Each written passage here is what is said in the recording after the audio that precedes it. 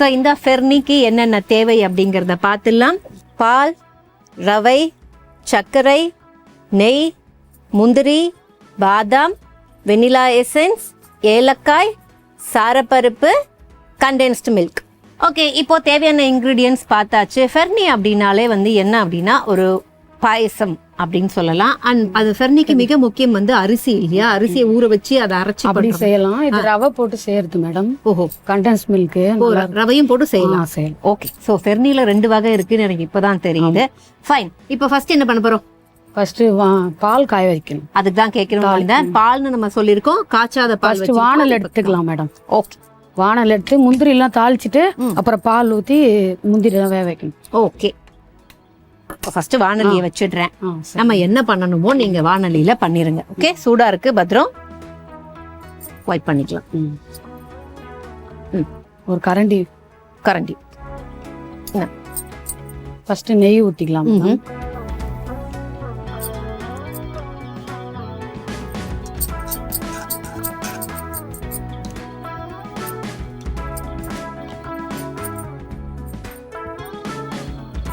தேவையான அளவுக்கு நெய் அப்படின்னு நம்ம வந்து எடுத்து வச்ச எல்லா நெய்யும் போட்டோம்.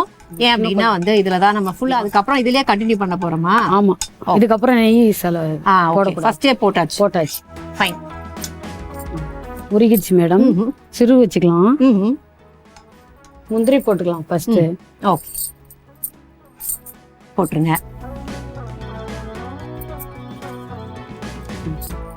எல்லாம் சிறுந்தியா தான் வச்சு இது பண்ணணும், வறுக்கணும். ஓகே, இப்போ முந்திரி எடுத்து தனியா வைக்க போறோமாப்பா நம்ம? இல்ல, இதே அவ்வளவுதான். அப்படியே கண்டினியூ பண்ணலாமா? ஓகே, சிறுவ வச்சுதான் செய்யணும். கறிக்கிடுச்சுன்னா ஸ்மெல் இதுவா நல்லா இருக்காது. ஓகே, ஆமா, நெய்யே நம்ம வந்து கொஞ்சம் ஹைல வச்சு குக் பண்ண கூடாது அப்படிம்பாங்க. ஸ்வீட் இந்த டிஷ்ஷையே கெடுத்துரும். ஓகே, இந்த சிறுவ வச்சுதான் இது மட்டும் கேர்ஃபுல்லா செய்யணும். ஸோ இந்த ஃபெர்னில இன்னொரு வகை இருக்குன்ற அளவுக்கு இவங்களுக்கு தெரிஞ்சிருக்கு அப்படின்னா அதுவே பெரிய விஷயம் தான். சூப்பரா இருக்கும் மேடம். சாப்பிட்டான்னு வச்சுக்கோ, இன்னும் ஒரு கப்பு கேட்பாங்க. ஓஹோ, அந்த அளவுக்கு. இது யார் சொல்லி கொடுத்தாங்க உங்களுக்கு? இது நாங்க செய்வோம் வீட்டுல. நார்மலாவே உங்களுக்கு தெரியும்? வீட்டுல இருக்கிற இன்கிரீடியன்ஸ் தான். ரவை, பால், ஆமா, எதுவும் வாங்க தேவையில்ல. ஓகே, யாருன்னா சட்டுன்னு விருந்தாளி வந்தா டக்குன்னு செஞ்சிடலாம். டேஸ்ட்டும் சூப்பரா இருக்கும். ஓகே, ஒரு எண்ணெய் பொருள்லாம் வீட்டுல செஞ்சு சாப்பிட்டோன்னு வச்சுக்கோங்களேன், ஜீரணம் ஆகாதுல்ல. அப்ப இது செஞ்சு சாப்பிட்டா செரிமானம் ஆகும். ஓஹோ, செரிமானம் நல்லது உடம்பு. ஓஹோ, சத்தும் கூட எல்லாமே இருக்கு இல்லையா? சத்து உடம்பு ஹெவியாவும் இருக்காது, சூப்பரா இருக்கும். ஆமா, இன்னொன்னு செய்யறதும் கொஞ்சம் ஈஸி. ஏன்னா வந்து ஈஸியாவும் டக்குன்னு வந்தா செஞ்சிடலாம். கரெக்ட். இப்ப சாரப்பருப்பு போட்டுடலாம். ஓகே, இந்த டிஷ்ஷுக்கு மெயினே இதுதான். ஓஹோ, சாரப்பருப்பு தான் ஹீரோ. இவர் தான். சாரப்பருப்பு எதுக்காக போடுவாங்க? சாதாரண ஃபிர்னிக்கு தான் இது போடுவாங்க. பாயசத்துக்குலாம் முந்திரி திராட்சை போடுவாங்க. ஃபிர்னினாலே இதுவும் தான் மெயின். ஓஹோ, இது ரெண்டும் தான் சூப்பரா ஹைலைட்டா இருக்கும். ஓகே, போட்டுடலாமா? இது கருகு கூடாது மேடம், முக்கியமா. ஓ,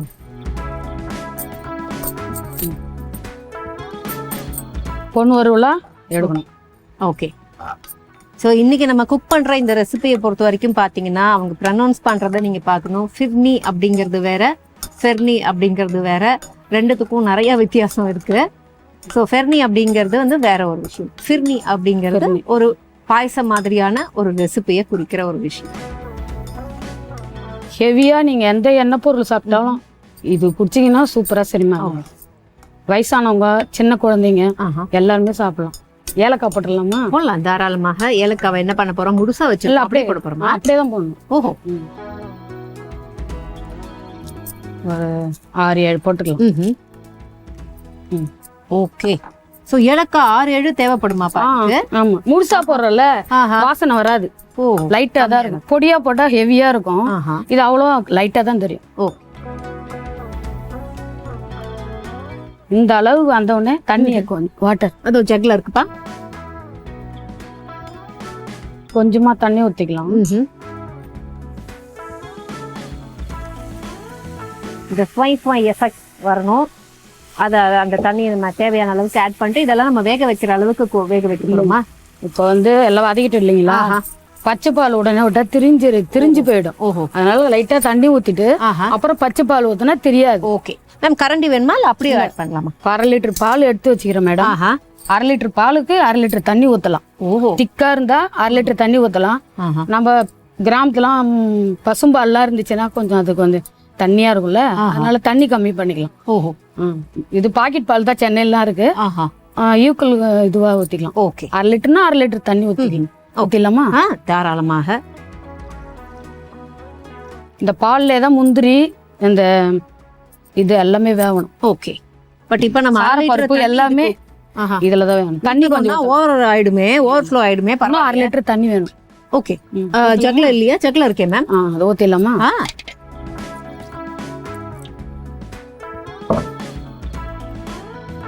இது நல்லா கொதிக்கணும் மேடம். ஓஹோ. மூடி வைக்கலாமா? இல்ல அப்படியே ஃபாஸ்டா வச்சிடலாம். ஆஹா. சரி. இனிமேட்டு ஃபாஸ்டா வைக்கிற வேலை தான். Okay sir. நல்லா கொதிச்சு எனக்கு தெரிஞ்சு வந்து பாத்தீங்கன்னா கொஞ்சம் ஒரு திக்கான கன்சிஸ்டன்சிக்கு வரணும். நல்லா கொதிக்கணும். இது நெய்லாம் ஓரத்துல பண்ணணும். அது வரைக்கும் வெயிட் பண்ணணும். சோ அப்ப ஒரு அப்புறமேட்டு தான் தாராளமா ஒரு 5 minutes ஆகும். ஓகே.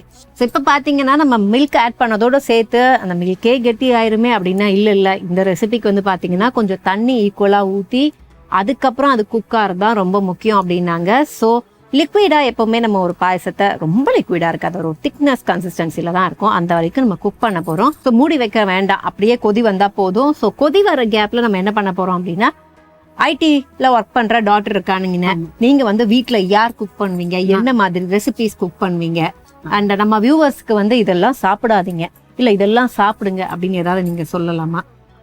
எண்ணெய் பொருளை அவாய்ட் பண்ணணும். ஆஹா. அதுதான் முடியலையே.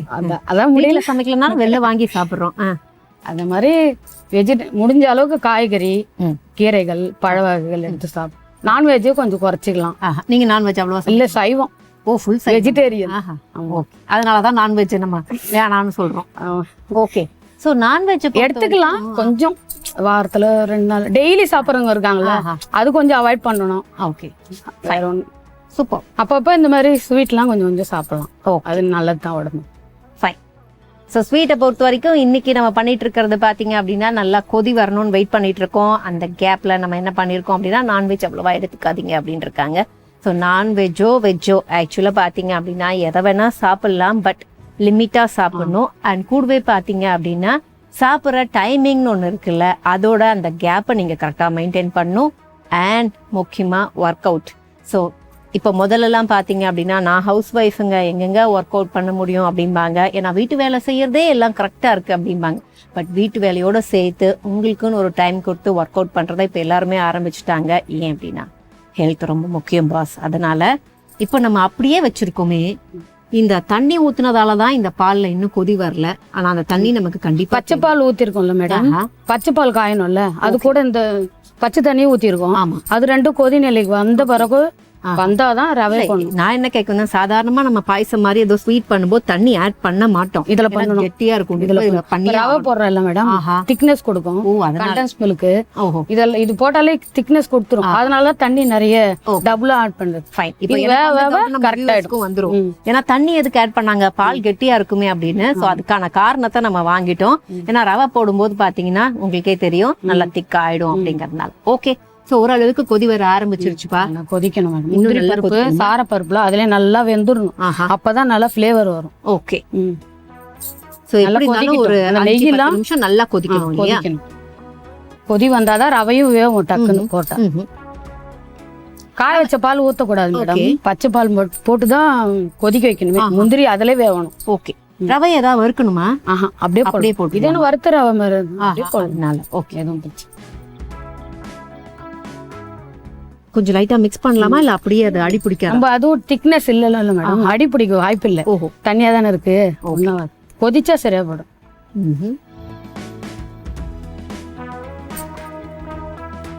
இது எல்லாருக்கும் பிரியாணி சாப்பிட்டா மெயினா இது சாப்பிட்டா சூப்பரா இருக்கும். பிரியாணியோட காம்பினேஷன். ஆமா. ஓஹோ. பிரியாணி சாப்பிட்டா நெஞ்சு கரிப்பு இருக்கும், சுடுதண்ணி குடிச்சாலும் இதுவாகாது.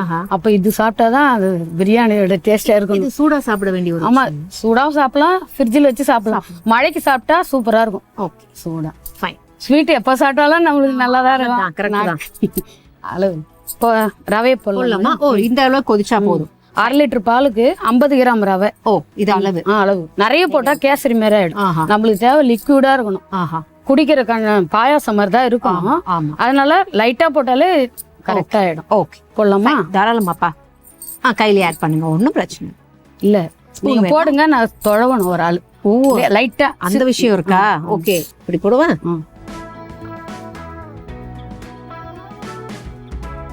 போதும். போதுமா? 50 கிராம் இவ்வளவுதான் இருக்குமா? போதும் போதும். பாருங்க நம்ம வந்து எடுத்ததுல கொஞ்சம் தான், அந்த 50 கிராம் எவ்வளவோ அவ்வளவுதான் போட்டிருக்கோம். ஏன்னா நம்ம 1/2 லிட்டர் பால் தான் ஊத்திருக்கோம் இல்லையா? 50 கிராம் போதுமான அளவு. இதுவே திக்னஸ் வந்துடும். ரவையை பொறுத்த வரைக்கும் தொலைவினா தான் எல்லாம் ஈக்குவலா வேகும். வெந்தா கொஞ்சம் திக்னஸ் நம்மளுக்கே தெரியும். ஓகே. அப்புறம் பத்தலனா ரவை போட்டுக்கலாம். இதுவே போதும் தான் நினைக்கிறேன். பார்க்கலாம். ஓகே. தேவைப்பட்டா கொஞ்சம் பாலும் ரவையும் அப்படியே சேர்ந்த மாதிரி வரணும். அந்த அளவு அந்த பருவம் மற்ற பொருளும் போகணும். இப்போ கொஞ்சம் லிக்விடா இருக்குது இல்லைங்களா? அப்ப சேர்ந்துரும். சேர்ந்த மாதிரி இருக்கும். காட்டுறேன் பாருங்க.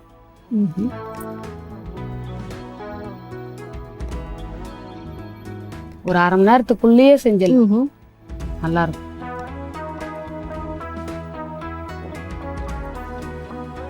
எங்க வீட்டுல ஸ்வீட் தான் எல்லாருக்கும் பிடிக்கும் மேடம். ஸ்வீட் கடை வச்சிருக்கோம். ஓஹோ.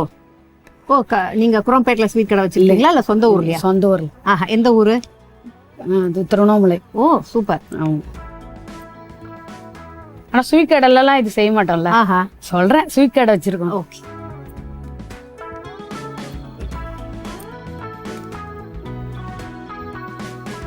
நீ ஃபெஸ்டிவல் டைம்ல இது ஈஸியா பண்ணிடலாம். ஒரு 1/2 மணி நேரம் கூட ஆகாது. ஓகே.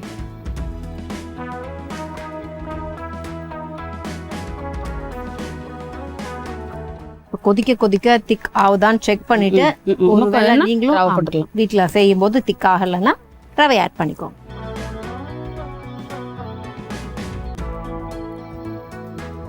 இன்னும் வேகல. வேகணும். பால்ல வேகணும். அதான் சூப்பரா இருக்கும். ஸோ இதுக்கப்புறம் கிளறணும். கிளறிட்டு இருக்கிறது தான் வேலை. அண்ட் கிளறி முடிச்சதுக்கு அப்புறம் நமக்கு மறுபடியும் பாத்தீங்கன்னா கிளறது தான் வேலையா இருக்கும். ஏன்னா கண்டென்ஸ் மில்க் போட்டாலும் திக் ஆச்சுன்னா மறுபடியும் அது டைல்யூட் ஆகும். முன்ன விட பாருங்க. இப்ப ஃபர்ஸ்ட் போடுறதுக்கு இப்ப கொஞ்சம் திக்கா தெரியுது பாருங்க. இன்னும் சேர்ந்த மாதிரி வரணும். இப்ப நமக்கு ரவை தேவைப்படாதா? இல்ல போதும் இல்ல? கொஞ்சம் போடலாம். சரி, அதான் இன்னும் கொஞ்சம் லைட்டா போடலாமா? லேசா. ஏன்னா இது ஒரு கொதிலே வெந்துடும். பிரச்சனை இல்லை. இப்போ நான் போடணும். ஒரு ஸ்பூன். 50 கிராம் தான் இருக்கும். இது நம்ம கொஞ்சம் தான் போட்டோம் இல்லையா? ஃபர்ஸ்ட் நிறைய போட்டுட்டா அப்புறம் கஷ்டமாயிடும். இப்ப கரெக்டா. இது வெந்த பால் தனியா ரவை தனியா தெரியக்கூடாது. அப்படியே சேர்ந்த மாதிரி இப்படி எடுத்தா இப்ப பாருங்க அந்த ஒரு கொஞ்சம் கரெக்டா இருக்கு. நல்லா வேகணும். வெந்ததுக்கு அப்புறம் தான் நம்ம கண்டென்ஸ் மில்க் எல்லாமே போடணும். சர்க்கரை எல்லாமே. கண்டென்ஸ் மில்க் மட்டும் கிடையாது, நமக்கு வந்து சர்க்கரையும் இருக்கு. ஏன்னா நம்ம இன்னும் இதுக்கான ஸ்வீட்டையும் ஆட் பண்ணல. ஸோ அது ரெண்டுமே வந்து அளவோட தான் ஆட் பண்ணுவோம். ஏன்னா சர்க்கரை கம்மியா இல்ல கண்டென்ஸ் மில்க் ஜாஸ்தியா அது என்ன அப்படிங்கறத பார்க்கலாம். பட் ஸோ இதுக்கு கொஞ்சம் திக் ஆகணும். திக் ஆனதுக்கு அப்புறம் கண்டென்ஸ்ட் மில்க், அதுக்கப்புறம் வந்து சுகர், மற்ற ஐட்டங்கள் நமக்கு என்னென்ன பாக்கி இருக்கோ அதெல்லாம் ஆட் பண்ணலாம்னு சொல்லியிருந்தாங்க.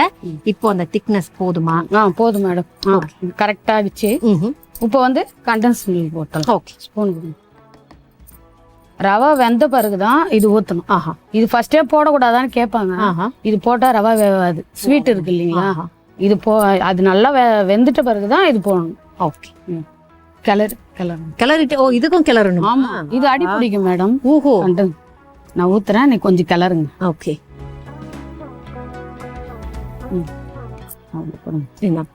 பார்த்து கூட போகுது. இப்போ கொஞ்சம் கெட்டியாகுதுங்க இல்லையா? மறுபடியும் இப்ப சக்கரை போட்டா மறுபடியும் லிக்விட் ஆயிடும். மறுபடியும் திக் ஆகும். அவ்வளவுதான். இது பாருங்க எவ்வளவு தண்ணியா இருந்துச்சு. இப்ப பாத்தீங்களா? சும்மா ஒரு 2 செகண்ட் இது ஊத்திட்டு அப்புறம் சக்கரை போடலாம். லிக்விட் ஆயிடுக்கு. அந்த ஸ்பூனை மட்டும் எடுத்து கொடுங்க. நம்ம ஸ்பூனை வைப் பண்ணி வச்சுக்கலாம். அப்பதான் சக்கரைக்கு நம்ம ரெடி பண்ணுவோம். சக்கரை போடலாமா மேடம்? தாராளமா. இந்த ஸ்பூன்.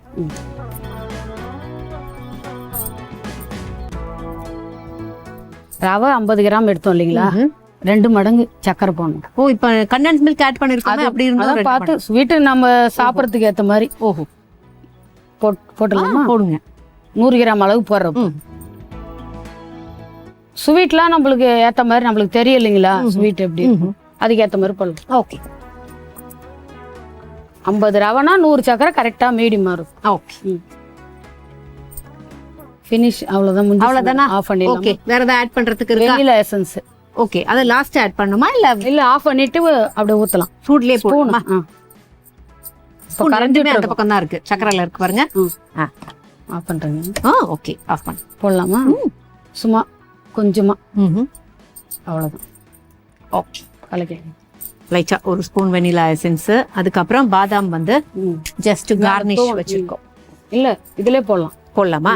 ஓகே.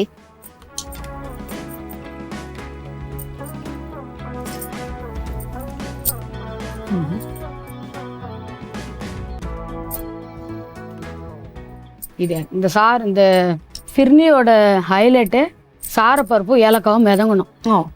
இப்போ மிதங்குது இல்லைங்களா? ஓகே, இதுதான் நல்ல, இதுதான் இந்த டிஷ்ஷோட ஹைலைட். ஓகே, இதோட சேர்த்து சாப்பிடும்போது சூப்பரா இருக்கும். அவ்வளவுதான். இப்போ அவ்வளவுதான், முடிஞ்சிச்சு. எடுத்து வச்சிடலாமா? சோ ஆஃப் பண்ணிட்டாங்க, அதனால நான் இப்போ எடுத்து வைக்க போறேன்.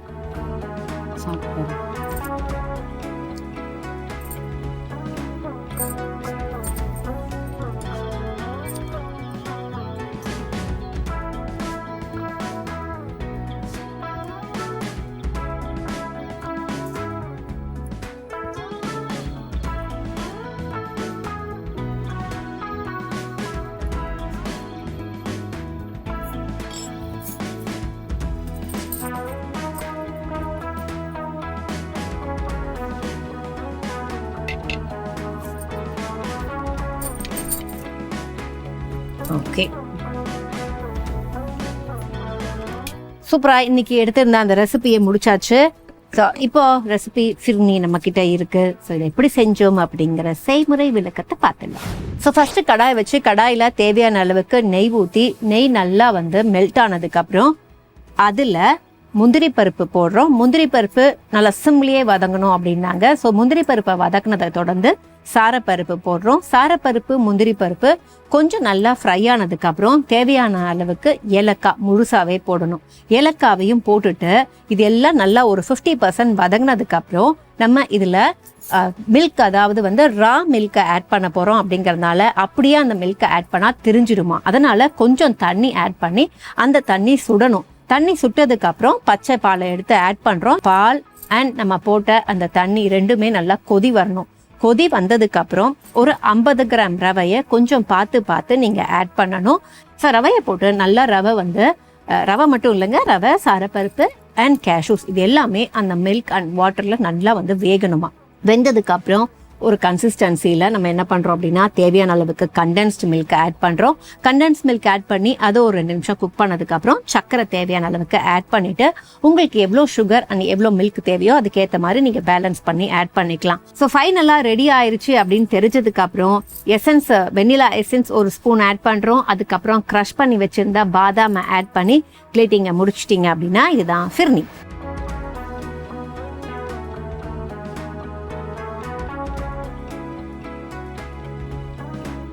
ஓகே, ஸோ இப்போ ஃபிர்னியை டேஸ்ட் பண்ணலாம். நான் வந்து நெய்யு ஸ்பூனோட எடுத்துக்க போறேன். ஏன் அப்படின்னா நெய்யோட டேஸ்ட் பண்ணலாம் அப்படின்னு.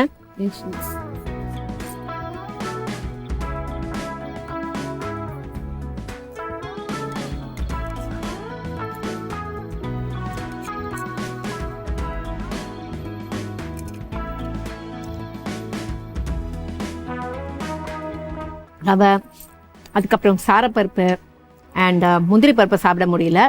பட் அவங்க சொன்ன மாதிரி அந்த மில்க்கு, அதுக்கப்புறம் ரவை அண்ட் அந்த சாரப்பருப்பு நம்ம போட்ட எல்லா இன்க்ரீடியன்ஸும் வந்து இந்த ரெசிபியில் பிளெண்ட் ஆகணும். அப்போ தான் என்ன ஆகும் அப்படின்னா நீங்கள் சாப்பிடும்போது ஒரு சாஃப்டான ஒரு ஃபீல் கிடைக்கும். ஏன் அப்படின்னா ரவை சரியாக வேகலையோ இல்லை சாரப்பருப்பு சரியாக வேகலை அப்படின்னா ஒரு மாதிரி க்ரன்ச்சியாக அது மாறிடும். ஸோ க்ரன்ச்சியாக இதுக்கு மாறினா அது நமக்கு செட் ஆகாது.